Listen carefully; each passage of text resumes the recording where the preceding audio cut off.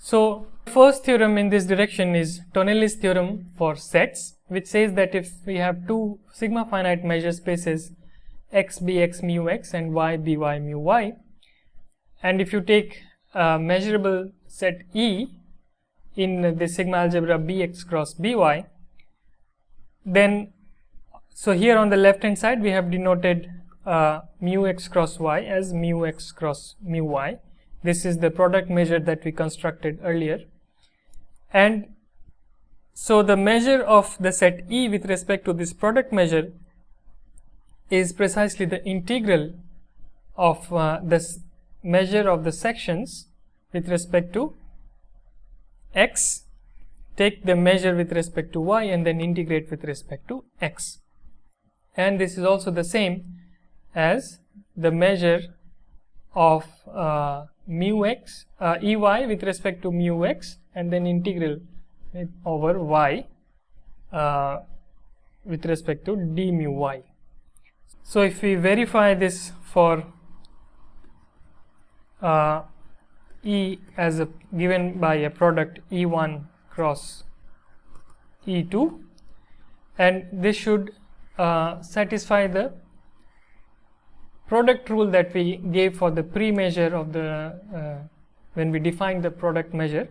So let's see whether this satisfies. So let's say mu x cross mu y of E is then mu x E1 multiplied by mu y E2. So this was by definition of the product measure. And now let's see what are these integrals for this case. So integral over x mu y ex d mu x. So this is equal to integral over x mu y ex chi e of x e1 of x d mu x. So why is this true? Because Ex is precisely given by E1 if E2 if x is in E1, and this is equal to the empty set if x belongs to E1 complement. So this is precisely the multiplication by the indicator function, and so mu y of Ex if x is outside E1, this is going to be 0. So this is precisely the integral over E1 of this function mu y Ex, and integral over integral with respect to the measure mu x. But now for E1 this is a constant which is mu y of E2. So in the end you will get multiplication of mu x E1 and mu y E2. So we see that this formula checks out when we have a product, and we can do the similar thing for first for the integral over y of the sections of Ey. So this Tonalis theorem can be viewed as a generalization of this product rule. So let's see how this is proved. So for the proof, we first assume that both mu x and mu y are finite, meaning that mu x of the entire space x is finite and mu y of the entire space y is also finite, and then we will pass to sigma finiteness later on. So now let B naught be our Boolean algebra that was defined earlier, which was the set of which was the collection of subsets in x cross y such that S is the disjoint union of finitely many it's a finite disjoint union of subsets of the product form, where EI and FI belonging to the respective Boolean algebra. So EI belongs to BX, FI belongs to BY. So this is the Boolean algebra that we were working with. We can also assume that this union is a disjoint union. And now let C define C to be the collection of sets in Bx cross By such that the formula in the theorem holds for S, meaning that we have mu x cross mu y of S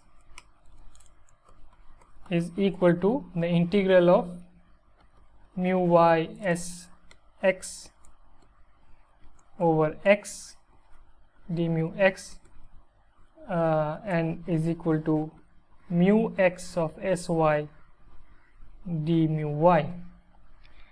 So we take the collection of all such sets in Bx cross By such that this is true. Now by our verification we have already verified that this is true for these products, and by finite additivity we see that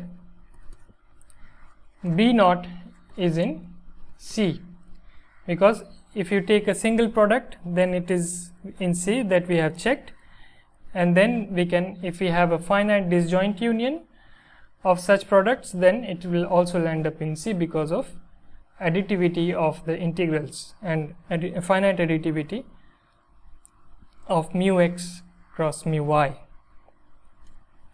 So then by the monotone class lemma,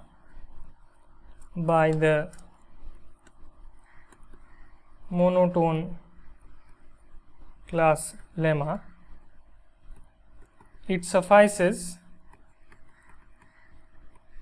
to show that C is a monotone class,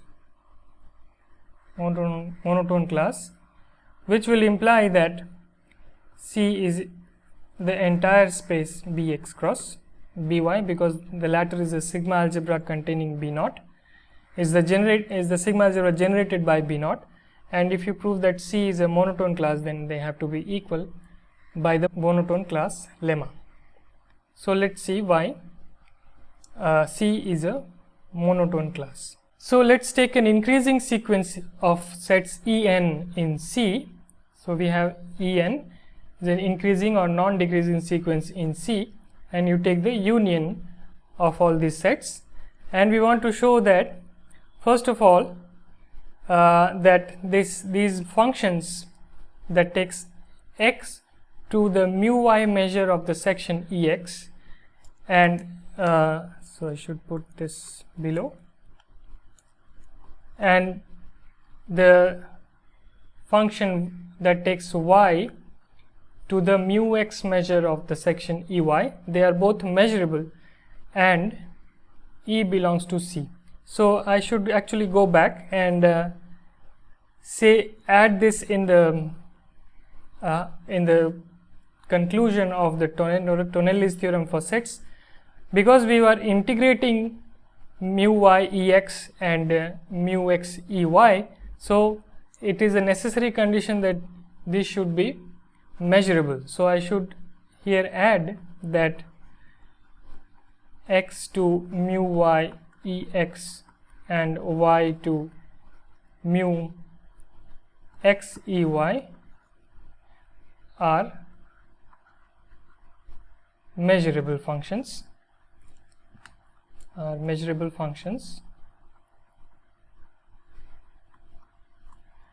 on x and y respectively, and then we have this equality. Similarly, for the definition of this monotone, that we want to prove it to be monotone class, we should also assume here that these are so this is a collection of all sets such that the formula holds, and given that these maps x to mu y ex and y to mu x ey, or rather sy, sx and here sy, they are measurable. So here C is the collection of all sets such that first of all that this is measurable, these functions are measurable, and then that the formula holds. So one has to be careful in how we construct these sets. And now we have to show that given an increasing sequence of sets in C, if you take the union, then the maps x to mu y ex and y to mu x ey are measurable, and this product formula holds for E. So first we note that since En is in C for all n, then the maps given by Fn x equals mu y of Enx. This is a measurable map, is measurable, and similarly Gny given by mu x Eny, this is also is measurable. So these two things are measurable because En is in C, and by definition of C these two are measurable, and further that they also satisfy the integral formulas for En and for these sections Eny and Enx. But first let us see what we can do with this sequence of functions. So now note that this Fn increases pointwise to the function f, which takes x to mu y of ex. This is simply because you have that since mu y of the union En n equal to 1 to infinity x, this is mu y of the union n equal to 1 to infinity En x, and this is the limit n tends to infinity of mu y Enx by the upward monotone convergence theorem. So this means that this sequence of functions, so this is precisely the limit on the right, on the left hand side we have fy, and on the fx, we have fx, and on the right hand side we have fnx, and so this is what we wrote, that fn increases to pointwise to the function f, and so this implies that f is measurable, and similarly g can be shown to be measurable. So g is this function here, f is this function here, and so similarly g can be shown to be measurable. Similarly g is measurable, and now we have that for each, well, let's see that for each n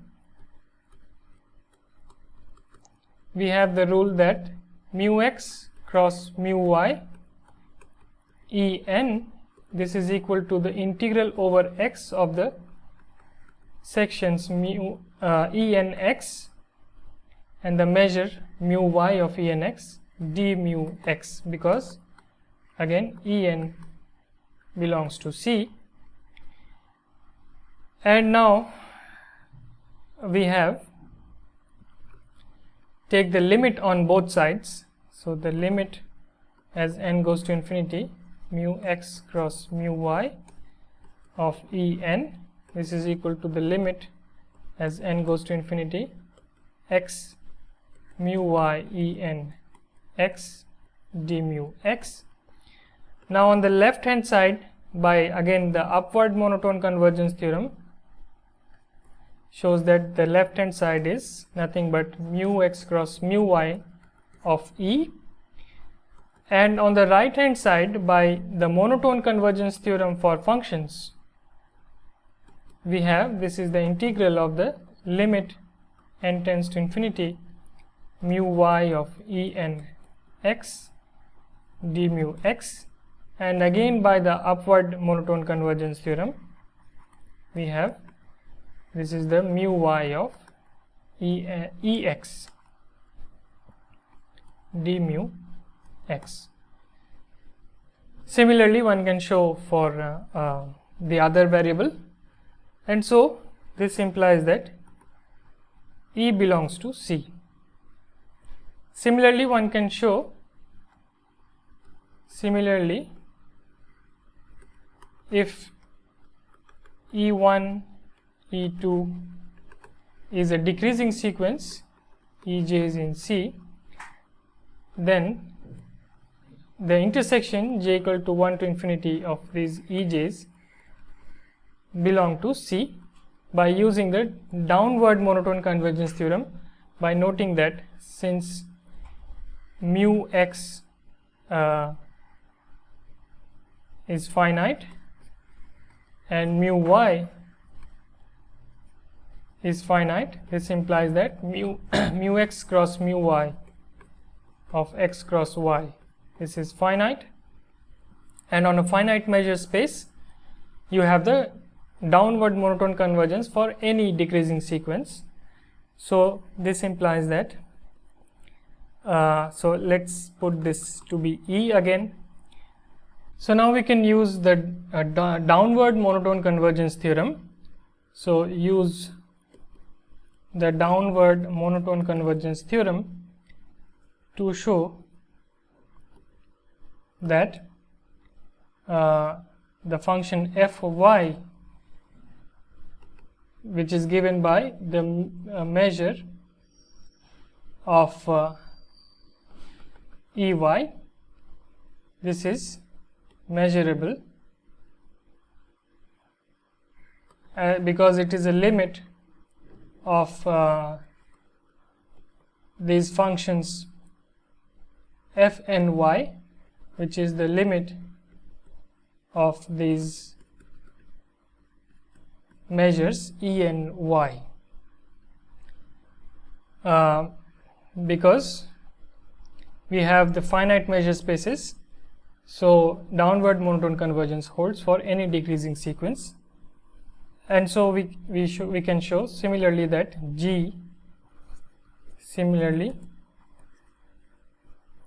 Gx is, so this is given by mu y of Ex, is measurable. And finally, let's see if the formula holds. So mu x cross mu y of this intersection En, n equal to 1 to infinity, this is equal to the limit as n tends to infinity mu x cross mu y of En, again by downward monotone convergence theorem, and this is equal to the limit as n tends to infinity. Because these are in C, so we can use the formulas. So for example, for x, integral over x mu y e n x d mu x. And now we can no longer use the monotone convergence theorem because these are no longer monotonically increasing functions. Now we note that these functions mu y e n x, this is dominated by mu y of y, and this, if you view this as a function in x, then this is in L1 of x mu x, because since the integral over x of mu y y d mu x, this is equal to mu x x mu y y, and this is finite. So this means that by the dominated convergence theorem,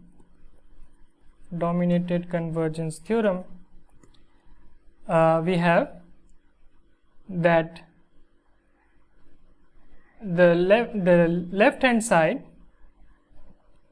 which is mu x cross mu y of E, this is equal to, we can pass the limit inside by the dominated convergence theorem, and we have what we want, which is mu y e n x. Similarly, one can do it for the other variable, and so we have proved it for the case when both x and y are finite measure spaces. And now if x and y are sigma finite, then we can write x cross y as the union of pieces xj cross yj j equal to 1 to infinity, such that mu x xj is finite and mu y yj is finite, and then mu x cross mu y of a set E, this is equal to mu x cross mu y of E intersection xj cross yj with the limit, this is equal to the limit as j tends to infinity, again by upward monotone convergence theorem,